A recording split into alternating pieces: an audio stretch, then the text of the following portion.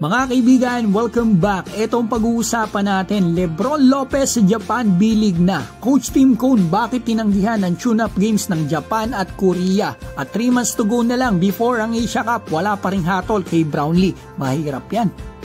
Simulan po natin sa high-flying prospect Francis Lopez. Hindi na po niya itutuloy ang remaining 3 years na sa UP at maglalaro na lang po sa Japan B-League. May isa na naman po tayong aabangan dito sa Japan B-League. Ayon sa mga reports, maraming salamat po. Nagoya Fighting Eagles po siya maglalaro sa susunod na season. Andito ang dating teammate ni Kai, si Sadawara, at ang maganda may ex-NBA import sila dito na si Aaron Henry na possible makatulong sa development nitong si Lopez.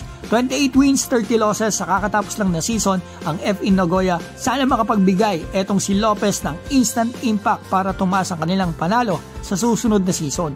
Ngayon, punta na po tayo sa Gilas at Asia Cup. April 28 na po ngayon mga kaibigan. So ibig sabihin, 3 months and 1 week na lang Asia Cup na. So paano kaya yung kay Brownlee? Ang minimum suspension po kasi ay 3 months, kaso hanggang ngayon wala pa din nilalabas na hatol ang FIBA.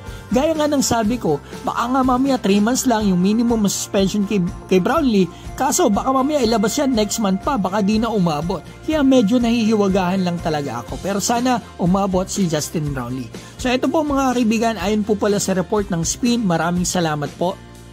Tinanggihan daw po ng Gilas ang 2 tune-up games ng Gilas para sa Asia Cup. Nakatanggap daw po kasi ang Gilas ng madaming tune-up games invitation pero wala daw pong tinanggap si Coach Tim. Sa katunayan daw po ay ilan ang tinanggihan na nito dahil may conflict daw po sa schedules ng tune-up at PBA. Ika ni Coach Tim, we've got a lot of invitation from other countries waiting to play us like Japan and Korea want to play us in early July but we can't play. So hindi talaga pwede yan mga kaibigan kasi early July kasi po ongoing ang PBA niyan. Ang tapos pa po ay July 27 which is ilang araw lang mga kaibigan magsisimula na po ang Asia Cup August 5. So ilang araw lang po mga kaibigan ang Gilas practice para sa Asia Cup. Para kay Coach Tim, maaari naman daw po sila magkaroon ng tune-up doon na mismo pag nasa Middle East na sila. Sayang daw mga kaibigan, sarap sana panoorin yan kung nakatuloy yung mga tune-up na yan, especially Japan.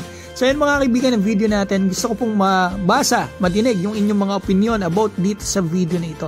Mag-comment na po kayo dyan at babatiin ko po pala si Rice Beyond at Vern ng Danau City, Junior Andaya, Busio Kay Kahes, Ronilon Agrama, Rolly Perote, Ram Rocker, Aguerco Salvador, Cyril Bales, G. Malyari, Riggy Sec, Kulits TV at Robert Gercayo. Mga kaibigan, maraming salamat po ha.